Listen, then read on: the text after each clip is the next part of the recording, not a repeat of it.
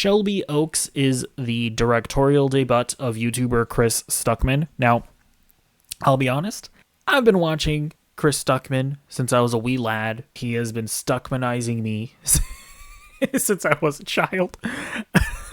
No, I've been watching Chris Stuckman for a long time, and I actively root for the guy. Like, I've ever since he announced that this movie was happening, I've been excited for it. I've been wanting nothing but success for him. And so I just want to be honest about that up front. This is not an unbiased review. I'm going to try and talk about the movie as objectively as I can, but I just want to be clear about that. That being said, I'm happy to say that I genuinely had a good time with this movie. Is it a masterpiece? Am I going to sit here and say that Chris Stuckman is the new, Jordan Peele, hot off the presses? He's like one of the hottest directors in town. No, definitely not. But do I still think that this is like an impressive debut for a first-time director? Yeah, I will definitely say that. So Shelby Oaks is a horror movie. It follows a woman who is trying to find her long-lost sister. I don't want to spoil too much about what's going on, but her sister was a YouTuber, which is funny because Chris, he imbues like YouTube into the plot of the movie in a way that doesn't actually feel corny. That might sound like it would be corny, but it's actually done pretty well.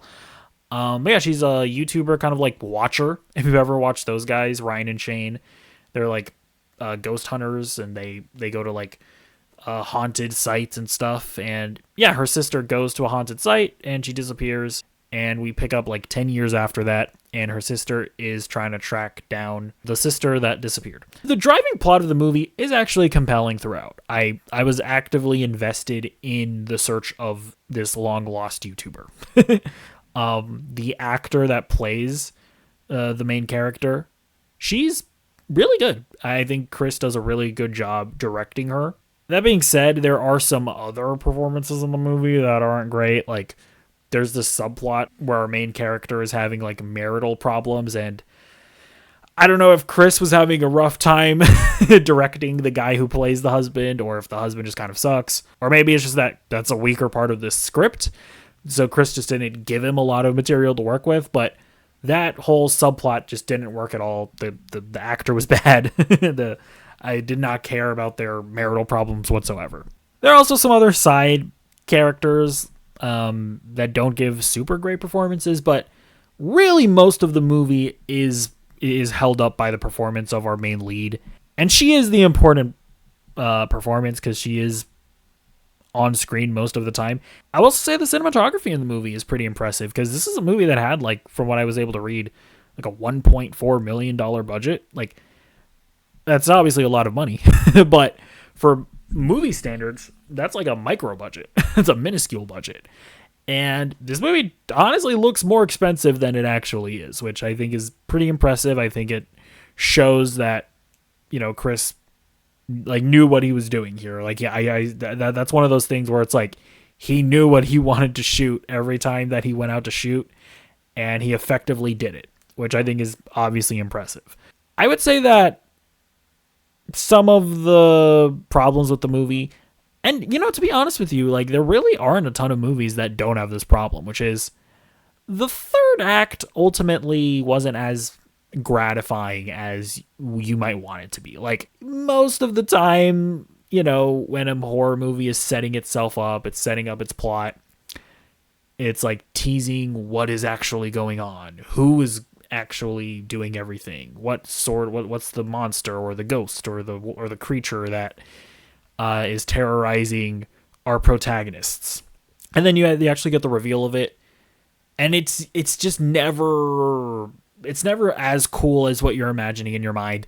That is happening here as well. It's not a complete disaster. Like, at the end of the day, especially like the very, very end of the movie, I like what they did, but they're definitely, like, once you kind of like just openly see what's going on, it's just like one of those things where it's just never as cool as what you think up in your mind. But that being said, yeah, I think that Chris Stuckman has done a good job here. I think that he came out with his directorial debut, and I think he's showing a lot of promise. Do I think that this movie is so good that you have to, like, drop everything and watch it immediately?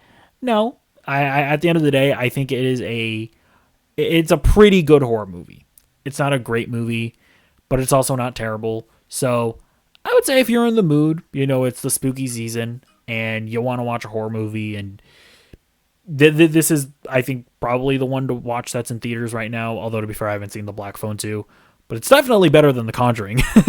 As far as how it compares to the other horror movies that were out this year, honestly, am I going to say that this movie is better than Weapons or Sinners? No, definitely not. But what I will say is that at no point watching Weapons or Sinners was I genuinely scared. There were some moments in Shelby Oaks where I was genuinely unnerved. Like, I think Chris actually does a good job at creating unease and creating genuine fear. I feel like Weapons and Sinners, they're great movies, but they're not great horror movies. Shelby Oaks is not a great movie, but I think it's a more effective horror movie than those movies, if that makes any sense. And The Conjuring Last Rites is just like somewhere in the depths of HE double hockey sticks. That movie was awful. But yeah, man, I'm proud of you, Chris. You have no idea who I am, but you did a good job.